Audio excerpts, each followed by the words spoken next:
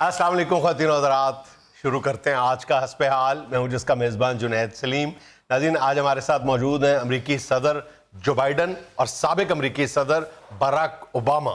Ji, how are you mister president? Junaid पुत, ओ पुत, ये आगे भी सदर ही बैठा हुआ है, ये को बच्ची अपना छतरा लेके नहीं आई हुई साथ। सारी नाज़रीन, माज़रत चाहता हूं, मैं भूल गया। साबिक अमरीकी सदर मैनू कादरी तो भूल जाना पुत, मैनू ये ते दस डोनाल्ड ट्रंप। नहीं मैनू ये दस यारा, ਇਹੋ ਜਿਹਾ सदर ते आना ही नहीं अमरीका तो जिन्हें हलाला कराती है। काश आप कुछ ऐसा करके गए होते कि आपको याद रखा जाए। आज चलो बना लिया जी ना, जेड़ा पौड़ियां च डिगदा फिरदा।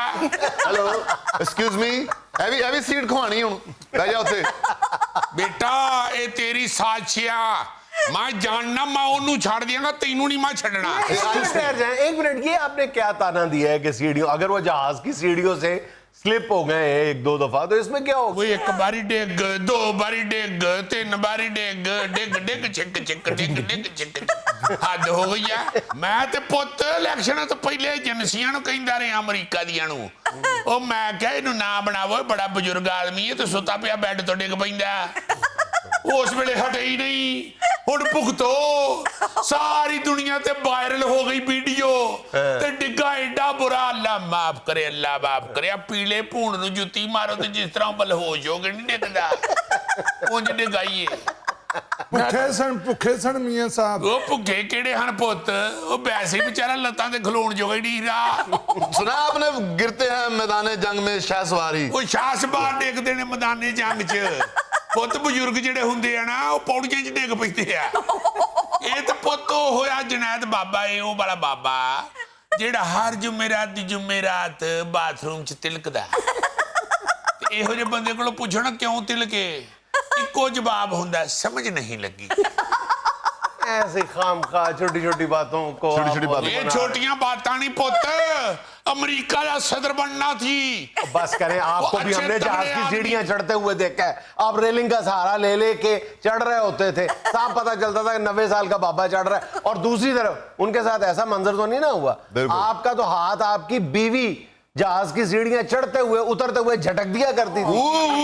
ਅਸੀਂ ਤਾਂ ਸੁਣ ਨਹੀਂ ਸਕਦੇ। तू ना सुन, ये जबानी दी निशानियां हुंदियां, जबान कपल जा रहा हुंदा, देख दूजे दे हाथ परे कर दिया। जबान बेचारे जेड़े हुंदे आ उन्हां ते शर्माना हुंदा, ते जेड़े बुजुर्ग हुंदे आ वो बेचारे ते डॉक्टर कोल जांदे, एक दूजे दे मोढे ते हाथ रख के जान डे हुंदे आ। बहुत बातें आती हैं, बहुत। मेरी बीवी ऐसा करती ना, हाथ छुड़ाती तो मैंने अमेरिका छोड़ देना था, मैंने तंजानिया चले जाना था। ते हुण भी चला जा बेटा, तू फेटी तंजानिया च, ये तू गलत उथे फिरंडी आ। तेनू मैं एक गल दस छड्डां ना, तू अपनी बीवी दा हाथ झड़क सकना ना वो तेरा हाथ छिड़क सकदी है, क्योंकि दोवां दा कलर कंबीनेशन ऐसा है कि होर किसी तीजे बंदे नू विच इन्वॉल्व होण दी जरूरत ही नहीं। ओए हम तो सुन ही नहीं सकता। तू सुन भी नहीं सकदा ते तू टुर भी नहीं सकदा। एडे बुढ़े बाबे नू पुੱਤ आ के किसी दी फौतगी दी खबर दिओ ना, ते सिर्फ इन्नी गल करदा, उसे बंदे नू फिर अगे जाके दो बंदियां दी तलाक देनी पैंदी है। ओ अल्लाह को खैर मांगो भाई, तू किहड़ा सेकंड ईयर दा स्टूडेंट है, तू भी बुजुर्ग ही है। और तेरे वर्गे बंदे दा भी पोतरा घर आके दसदा है कि दादा दरख्त ते वज के बेहोश हो गया।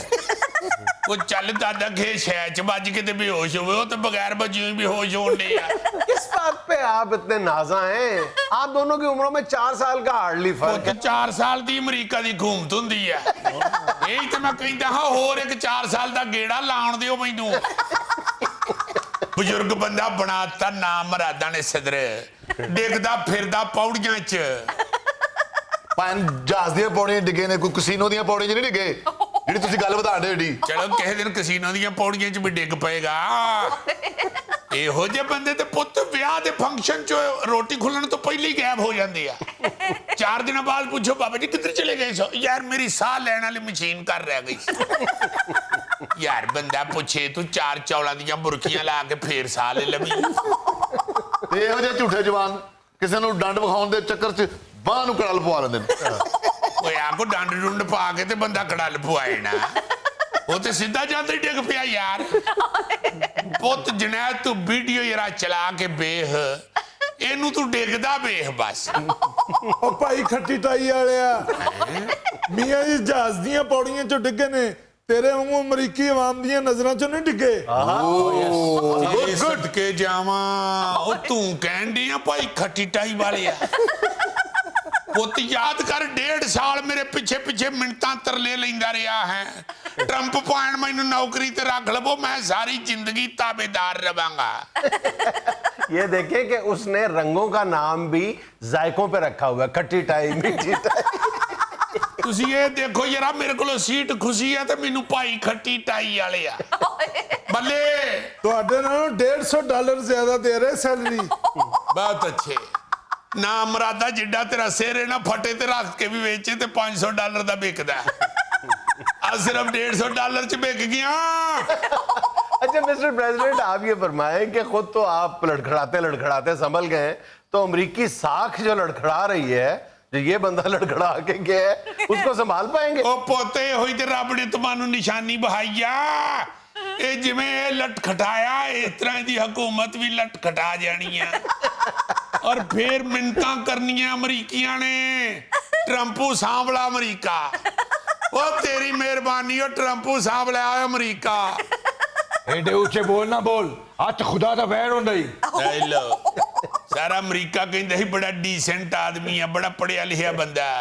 और देखो जरा डायलॉग जग्गी मलक वाले बोलन डी है, अत खुदा दा बैर हुंदा ही। तू भी मेरी कहदा सदन है, ए बाजू थल्ले करके बैठ पकौड़े लाए हुए ने। तेरे सदके जावा, ए हौली हौली तू खुलना हले तू ये भी कहना मैं टब्बर खाया ते डकार ना मारा। हौली हौली तू ये भी कहना तेनू लड़न कक्कियां कीड़ियां। नो नो नेवर, उसके मुंह से कक्की कीड़ी निकल ही नहीं सकता। भाईजान को पता ही नहीं कक्की कीड़ी क्या होता है।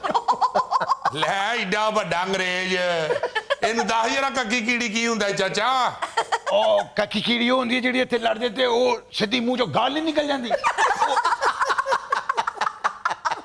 हुन चंगा रहा, इसको तो सबसे ज्यादा पता है कि कक्की कीड़ी क्या होती है। आ जेड़ा तड़फड़ पा देंदी है। पुत मैं तुमानू भी दसना जरा साल होर लंघ लैंदियो।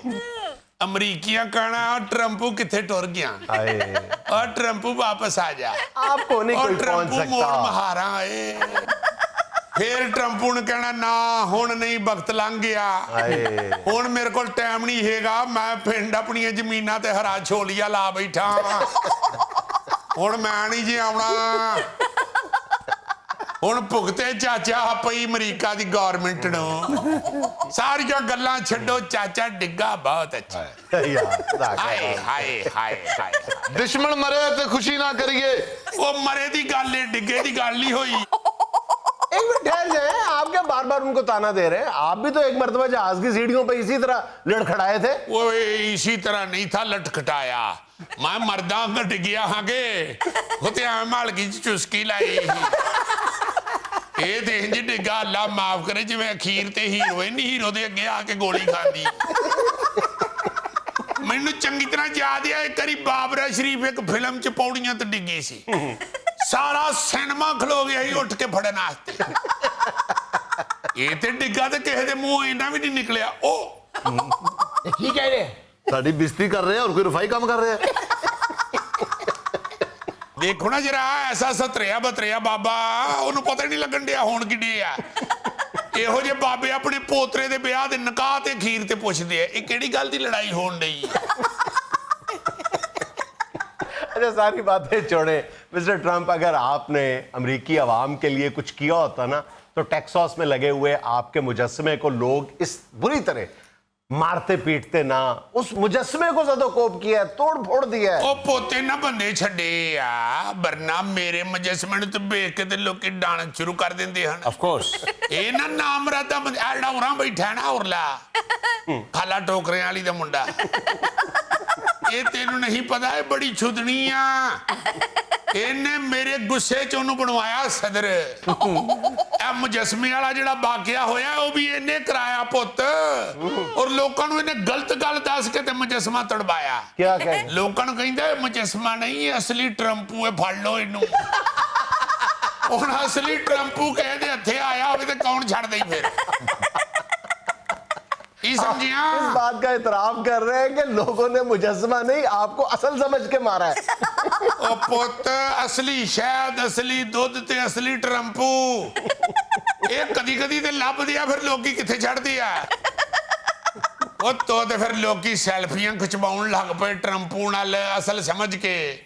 ਬਾ ਫਿਰ ਤੁਹਾਨੂੰ ਪਤਾ ਜਿੱਥੇ ਸੈਲਫੀਆਂ ਸ਼ੁਰੂ ਹੋ ਜਾਵਣ ਉੱਥੇ ਤੇ ਫਿਰ ਧੱਕਮ ਪੇਲ ਹੋ ਹੀ ਜਾਂਦੀ ਆ ना। अच्छा मिस्टर ट्रंप, हमने सुना है कि आप बड़ी कोई धमाका खेज अंदाज में अमेरिकी सियासत में वापसी चाहते हैं, जिसके लिए आपने ये भी ऐलान किया है कि आप अपनी एक अलग वेबसाइट भी बना रहे हैं। ये मामला क्या है? वाकई आप ऐसा चाह रहे हैं? आते हुन सोशल मीडिया की ते इलेक्ट्रॉनिक मीडिया की सारे जो रल गए आ हुन फिर अपना लहदा सोशल मीडिया शुरू करना ही पैना ना। हुन ते मैं करा देनी हला हटना नहीं, मैं अगे ला देना ना सारियां नू। तुम्हारी वापसी नामुमकिन है।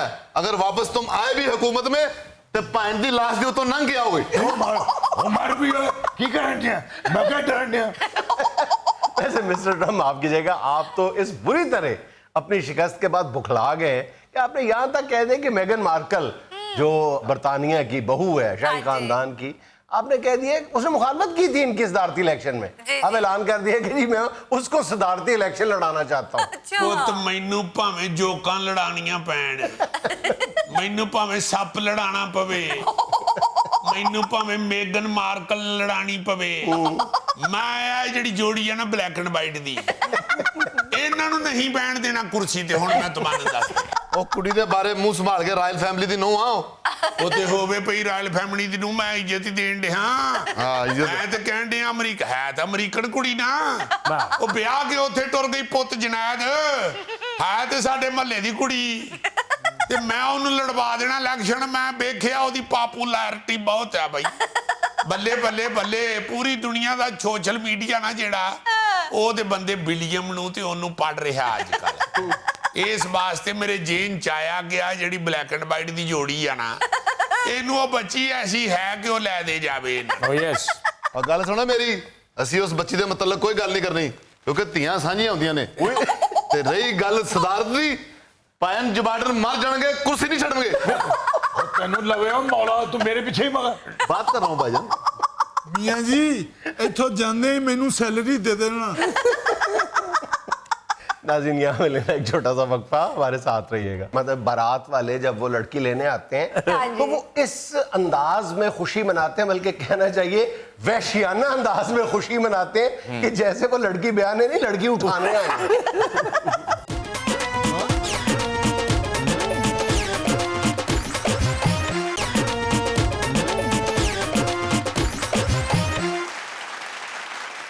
अच्छा भाईजान, कभी आपने नोट किया है कि हमारे यहाँ शहरों में ज़रा कम है लेकिन देहातों में ये बहुत ज़्यादा होता है कि शादी ब्याह के मौके पे, बल्कि कहना चाहिए कि ऐन मौके पे कुछ तनाज़ात जन्म लेते हैं। औकात तो वो तय कर लिए जाते हैं, मतलब झगड़ा खत्म कर लिया जाता है, लेकिन बहुत दफा ऐसा होता है कि उसका अंजाम जो है उस लड़ाई झगड़े का रिश्ते के खात्मे में होता है, जिसका ये मशहूर एक फिल्मी जुमला है कि जंज वापस जाएगी। जंज वापस वाकई चली जाती है। हाँ जी यार, ये तो जंज वापस जाना या आना जो है, ये तो लड़की वालों का लड़के वालों का दो घरों का मामला है। अपने घर में 36 स्यापे पड़ जाते हैं। मैंने एक दिन बात नहीं थी कि जब आप कार्ड छपवाते हैं ना, तो सिर्फ कार्ड की वजह से ही 20-30 लड़ाइयां होती हैं। नहीं, लेकिन तुम देखो कि आपस में जो लड़की वाले और लड़के वालों के तनाज़े आते हैं, वो तो यार बहुत मतलब एम्बैरेसिंग होते हैं, और बाज़ औक़ात जैसे मैंने अर्ज किया है कि वो रिश्ते के खात्मे पर मुंतज हो जाते हैं। तो इसलिए ख्याल करना चाहिए ऐसे जो भी मामलात हैं जिसके बारे में ये शुबा हो, शक हो कि ये ऐन मौके पे कोई बात ना हो जाए, तो उसको पहले से तय किया जाना चाहिए। अभी मैं अगले रोज पढ़ रहा था यहाँ कि बुरे वाले में एक इसी तरह वो बारात आई है, तो वो लड़की वालों ने वापस भेज दिया बारात। उन्होंने कहा जी आपने 50 मेहमान कहा था, ले आप 70-80 आए। तो दोनों तरफ से ज्यादती है। शायद उनको भी चाहिए था कि वो ना लेके आते, अगर लेके आते तो बता देते, और इनको भी चाहिए कि अगर वो ले ही आए हैं तो शोरबे में थोड़ा सा पानी और डाल ले, कुछ कर ले। यार हमारे दोस्त बड़े प्यारे अल्लाह बख्शे M.A. आसी साहब डायरेक्टर होते थे ड्रामों के, फौत हो गए हुए हैं यार। उनकी बारात के साथ सारे बंदे गए हैं, बारात कहीं रास्ते में बेचारी गुआच पहुंच गई पिंड बड़ी दूर था अगे बांदरां कोलों राह पूछ के जाना पैंदा सी इन्हां दा। लो जी जब बारात पहुंची आसी साहब की लड़की वालों के घर तो कुछ 6 घंटे लेट हुए थे। बस पंचर राह च हो गई, पुछदे पुछांदे पता नहीं किस तरह बांके दिहाड़े वहां पहुंचे हैं। अच्छा तो लड़की वाले आगे बाहर खड़े थे, उन्होंने बाकायदा सबको कहा कि गल सुनो रोटी नहीं तुहानू देनी है, कुड़ी दा निकाह पढ़ाओ ते ले जाओ इन्हू, नहीं खाने दी उन्होंने रोटी। ये जो बात सुना रहा है जीजी आसिफ साहब की, वो बेचारे वो भी मेरे जैसे से अल्लाह बख्शे मेरे जैसा कलर था। अच्छा तो साडे वर्गे बंदियां नू लागे रिश्ता लभदा नहीं, दूर ही जाना पैंदा है, अगे जाके बांदरां को रास्ता पूछना पैंदा है। अच्छा ये भी एक इंतहा पसंदी है जिसपे अब वो जब एक टीवी कमर्शियल भी ऐसा कुछ चलता था पिज्जा के हवाले से, ये भी एक प्रॉब्लम है कि अगर खाने में 5-10 मिनट की ताखीर हो हाँ जाए जी। तो जो बारात वाले हैं या जो मेहमान है वो घड़ियां देखनी शुरू कर देते हैं। हाँ। वो कल दी रोटी नहीं खादी भाई, असी कल दी रोटी क्यों नहीं खादी भाई? मेरा मतलब है कि तू क्यों शादी कार्ड लैन दी गोश्त दा नागा करा लिया कर। छोड़ दी थी। लो जी हुण मैं इंशाल्लाह 6 तरीक नू ते गोश्त खाना ही है। अच्छा सबसे ज्यादा जो ऐन मौके पे झगड़े होते हैं वो हक महर पे होते हैं। जी बिल्कुल। ये हक महर कितना लिखना है। अब ये एक ऐसी बात है जो पहले बहुत आसानी के साथ तय की जा सकती है। हाँ इसमें जी। क्या है, आप पहले तय कर लें और मौके पे लिख लें आप। जी, बिल्कुल। अगर निकाह भी पहले हो जाए तो क्या ही बात है। मौके महल के मुताबिक आप हक महर लिखवाएं। कुड़ी दा मुंह पाटे संतरेर गए ते कह रहे ने जी ਅਸੀਂ 10 लाख तो घट नहीं लखाने। अच्छा आप ये भी देखें जिस पर हम बार बार बात भी करते हैं, जितनी ज्यादा रस्में हैं ना उतने ज्यादा लड़ाई और झगड़े और तनाज़ात के चांसेस बढ़ जाते हैं। बिल्कुल, बिल्कुल। कहीं दूध पिलाई पे, हाँ जी। कहीं फलां रस्म पे, कहीं फलां रस्म पे बारात झगड़ा हो रुपाई। जाता है। वो मजाक मजाक में बाज दफा बात जो है वो सीरियस हो जाती है। Serious हो दूध जाती पिलाई की रस्म जो है होती है इसलिए कि एक खूबसूरत एक मजे की नोक झोंक हो, और कई दफा देखा है कि वही जो नोक झोंक है वो संजीदा शक्ल झगड़ा हो अख्तियार जाता करता है। झगड़ा हो जाता है। है। जैसे कोई लड़का शोखा बदतमीजी हाँ। कर देता है या कोई बच्ची कोई गलत बात कर हाँ, देती जूता है। छुपाई हाँ इस जी। तरह जितनी भी रस्में हैं बाज दफा वो यार serious हो जाती हैं। जहेज पे लड़ाई जहेज पे लड़ाइयाँ हो जाती हैं। ऐसी ऐसी अजीब होए होए होए होए हाँ। इतना जहेज मांग लेते हैं कि लगता मुंडे दा विआह नहीं ओदी मदद करनी है। यार इतना जहाज में लाड़ा को सलाब च रुड़ के आया, तुसी क्यों इन्नी चीज़ां मांग रहे हो? दुल्हन के साथ जब खाना भेजा जाता है ये भी एक प्रॉब्लम होता है, उस पे झगड़ा हो जाता है कि दुल्हन के साथ कम खाना भेजा है। यार दुल्हन मतलब तुझे इथोपिया तो क्यों? यार सुबह नाश्ते पे वो जो एक रस्म बनी हुई है कि मुंडे वाले नाश्ता लेके हाँ सभी जी। आते, उस पे झगड़ा हो जाता है। भाई सारी रात तुसी उत्थे लुडियां पांदे रहे हो, हाँ। अगर वो बेचारे सवेरे सवेरे नहीं आए 12 बजे आ गए तो खा लो नाश्ता तुसी। नहीं जी विचों को बाबा लड़ पएगा, ये नाश्ते का टाइम है कुड़ियों ले जाओ वापस। ਅਸੀਂ ਏਡੇ ਵੀ ਮਾੜੇ ਨਹੀਂ ਕਿ ਨਾਸ਼ਤਾ ਨਾ ਆਪ ਕਰ ਸਕੀਏ।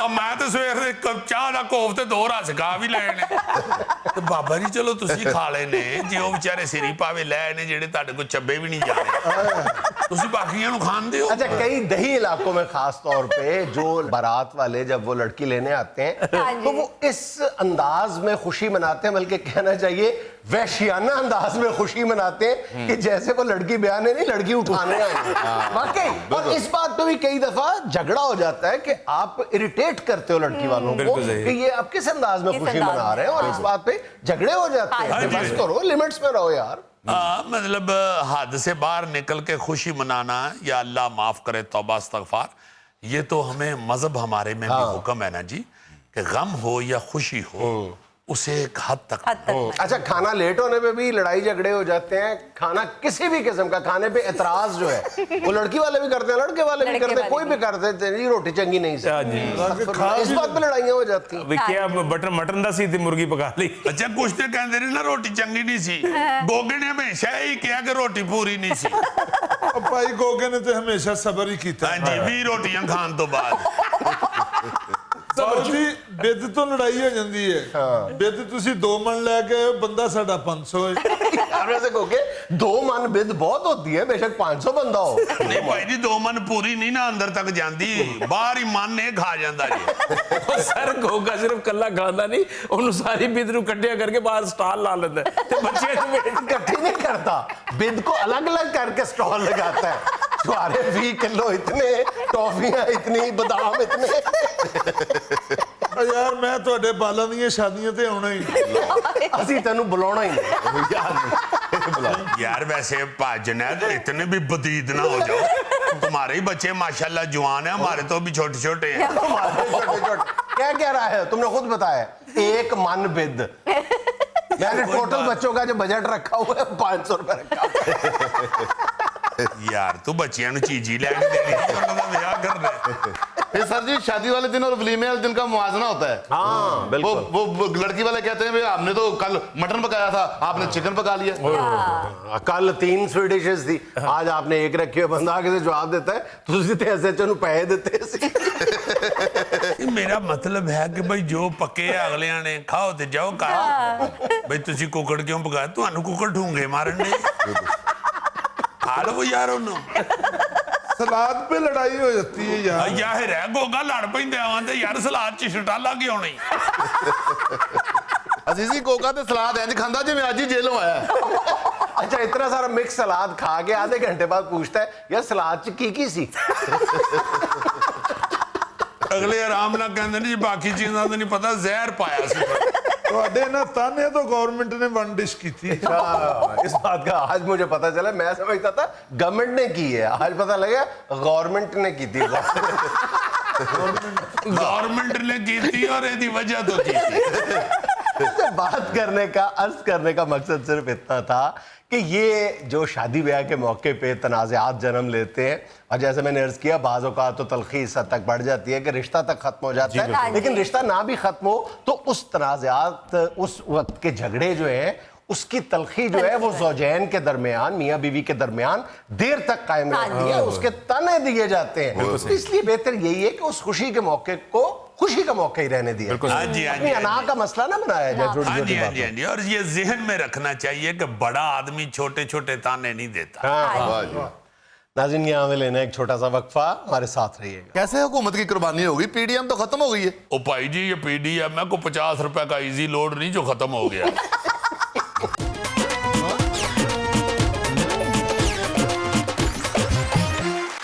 नाज़रीन, आज हमारे साथ मौजूद हैं पंजाब की सियासत के दबंग किरदार, नून लीग से ताल्लुक, मोहतरम जनाब राना सनाउल्लाह साहब। अस्सलाम वालेकुम।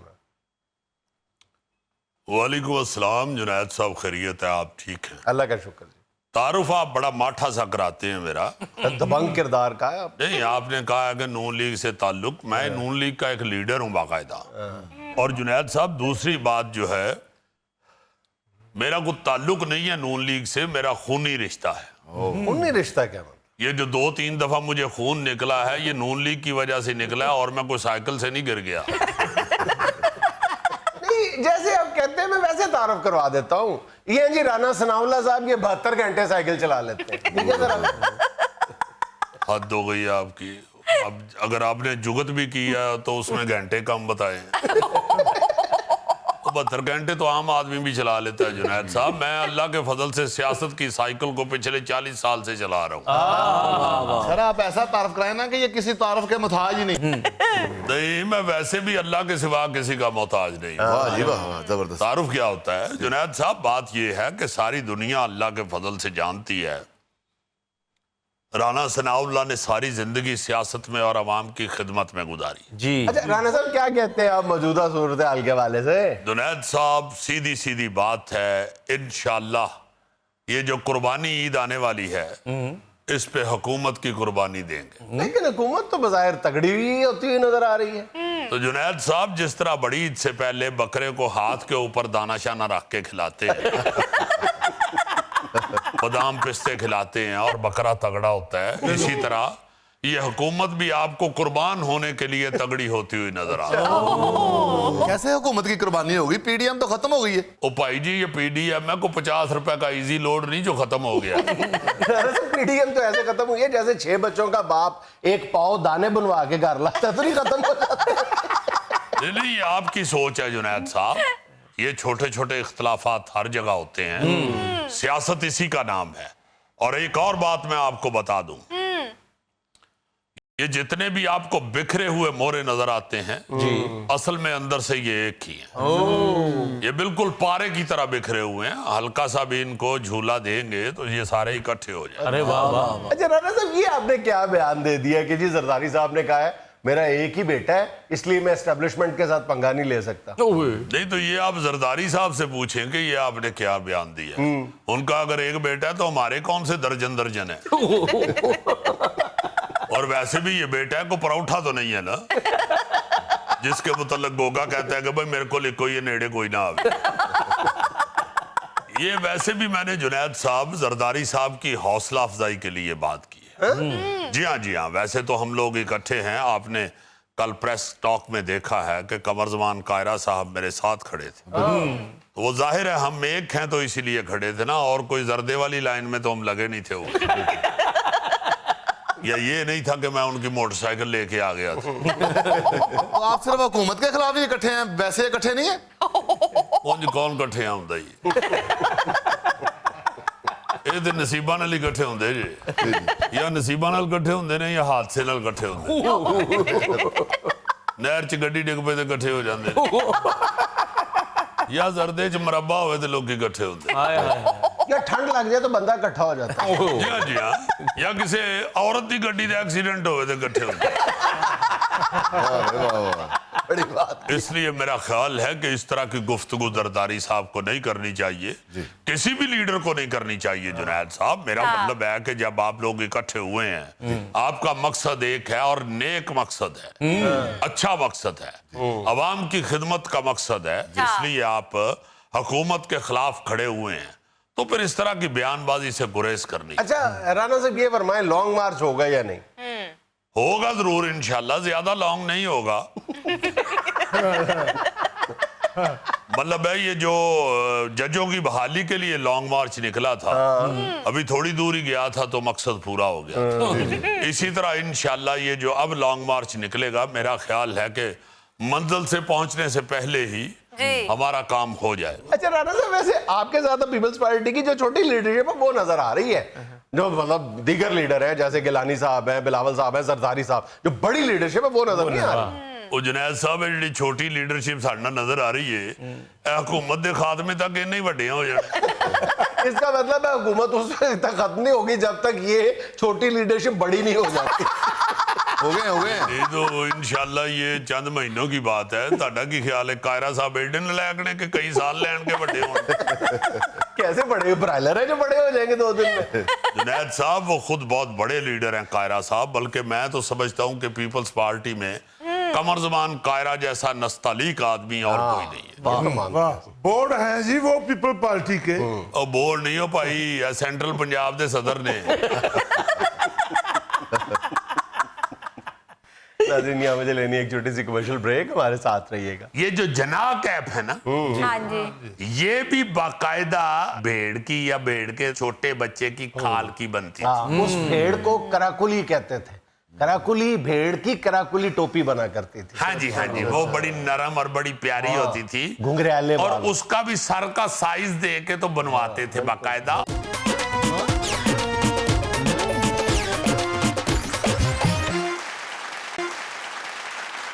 अच्छा जी, एक याद माजी में मैं आपको चीज याद कराना चाह रहा हूँ जो आप बड़ा मजा लेंगे। जी जी, अब जो बिल्कुल ही नजर नहीं आती, खास तौर पे शहरों में तो नहीं नजर आती, शायद गांव में कोई ऐसा बंदा बैठा हो। ये जो जूते हैं ना, जो अब हम जाके तो दुकान से बने बनाए फौरन खरीद के ले आते हैं, हाँ जी, ये अक्सर खुद बनवाया करते थे, और उसके लिए जाके माप देते थे। अच्छा, ऐसे सफेद कागज वो रख के पाँव की, अच्छा, वो भी नाप के, तो वो फिर अपने अंदाजे से जूता बनाता था। और अगर तंग बन जाता था ना, तो उसमें वो लकड़ी का कलबूत दे के वो थोड़ा सा खुला करता खोल था। कर। और अगर पहले ही खुला बन जाता था तो उसमें एक और पतावा दे के तो उसको तंग किया जाता था। अच्छा, अच्छा, आम लोगों का साइज तो वो सादा कागज पे लेते थे ना जी, व्हाइट पेपर पे। जी, जी। लेकिन गोगा जब देने जाता था ना, तो अखबार का पूरा सफा खोल के फिर साइज लेते थे। मोची का चमड़ा कम पड़ जाता था। सर जी, अखबार वाली बात तो की आपने गोगे को, लेकिन जब भी इसने माप दिया, जूती वाले ने कहा जा पैर तो हो गया पहले। अच्छा, एक और मये की चीज आपको याद करवाऊं। बूट शूट तो चलो वो भी बनाते ही थे, हाँ अक्सर जी। बनवा लेते थे। ये जो खुस्सा होता है ना, गुस्सा देसी तो अभी जूती, भी हाँ होता है, बिल्कुल। वो तो हर बंदा नाप दे के ही बनवाता था। जी बिल्कुल।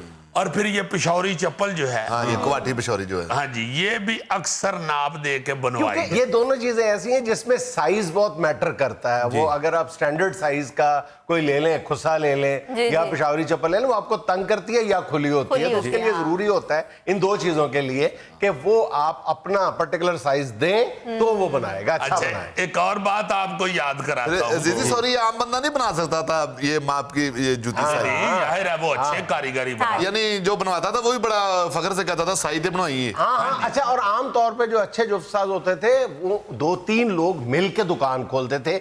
एक तले बनाने वाला होता था, एक सिलाई करने वाला होता था, एक मास्टर जो होता था जो असल में डिजाइन करता फिर नाप भी और जो मजे की चीज आपको याद करवाने लगा हूं, जैसे आप दुकान पे जाकर कपड़ा देखते हैं कि कौन सा अच्छा है या कौन सा हमने लेना है और उसका सूट बनवाना है, इसी तरह जब हम ये जूता साज के पास जाते थे तो वो चमड़े दिखाता था।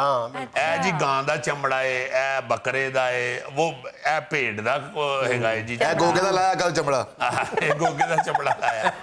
मतलब बकायदा ना वो भी कहता था जी कि इसका जूता इतने का बनेगा, इसका इतने का, ये बड़ा नरम है जनाब, ये बड़ा महंगा है, अच्छा। इसका जो है ये जरा महंगा बनेगा। वो जो कहते हैं ना कि तारीख अपने आप को दोहराती है। हम इस मामले को हस्बे माजी में डिस्कस कर रहे हैं, लेकिन अब ये लेटेस्ट ट्रेंड है, ये ट्रेंड बन चुका है पाकिस्तान के अंदर भी, और खास तौर पे इंग्लैंड के जो मारूफ खानदानी कॉबलर्स हैं ना, उनको यहाँ से वो ऑनलाइन वो आप अपना साइज भेजते हैं, वो बाकायदा वीडियो पे आपका साइज लेते हैं, खास सेट पैटर्न बना के और आपका कस्टमाइज जूता बनाते हैं। हाँ, ये तो यूरोप पूरे में कस्टमाइज जो है ना जी, अमेरिका में भी बन रहे हैं, बहुत महंगा अच्छा, होता है। एक और चीज आपको याद करवाता हूँ इस हवाले से, वो भी आप उसका मजा लेंगे। जी।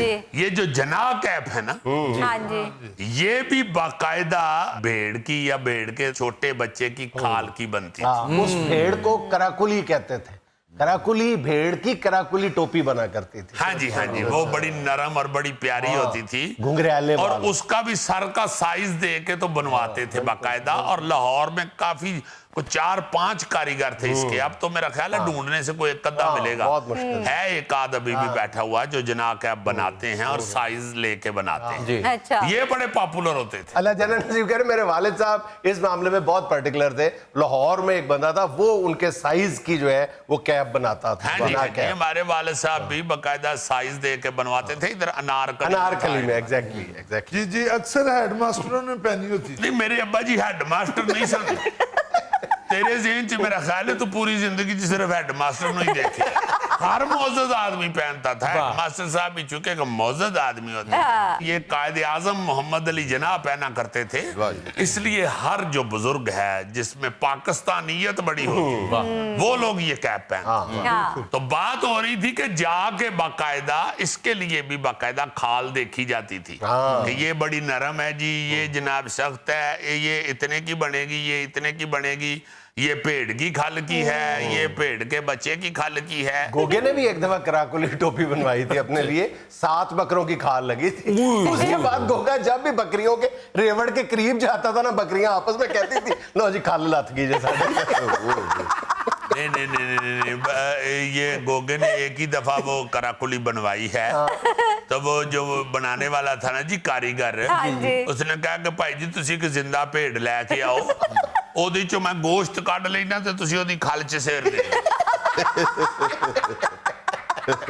अच्छा, ये कराकुली या जना कैप के अलावा एक और बड़ी मजे की चीज जो अब बहुत कम नजर आती है, वो भी बुजुर्गों के पास बड़ी नजर आती थी, जी, जी। और बुजुर्ग बड़े शौक से और बड़े फख्र से बनवाते थे। वो क्या सर? वो अचकन थी। हाँ। अचकन सिलाई जाती थी, और जिसका हाथ तंग भी होता था ना, हाँ जी। वो भी कोशिश करके एक अचकन जरूर सिलवा लेता था बुजुर्ग तकरीबात में जाने के लिए, और खास तौर पे शादियों में जाने के लिए अचकन, और वो फिर कराकुली टोपी, और उसके नीचे जो है वो टाई वाली जूती। टाई वाली जो क्या हाय, याद करवाया आपने। अच्छा, इस लिबास के साथ अक्सर बुजुर्ग जो है वो शादी ब्याह के मौके पे खास तौर पे अपने बच्चों भतीजों, भांजों, बेटों की शादियों पे, बेटियों की शादियों पे फिर वो ये सारा कुछ जेबतन करते थे और साथ कुल्ला पहनते थे, ऊंचे शिमले वाला बिल्कुल, कुल्ला। बिल्कुल। ये शहरों में भी रिवाज था बहुत बिल्कुल ज़्यादा। सही। हाँ जी, नहीं बड़ी माया शाया लगा हाँ, के हाँ। तो वो कुल्ला बकायदा एंड स्टैंड अप होता था और वो पहन के बड़े फख्र से वो आते।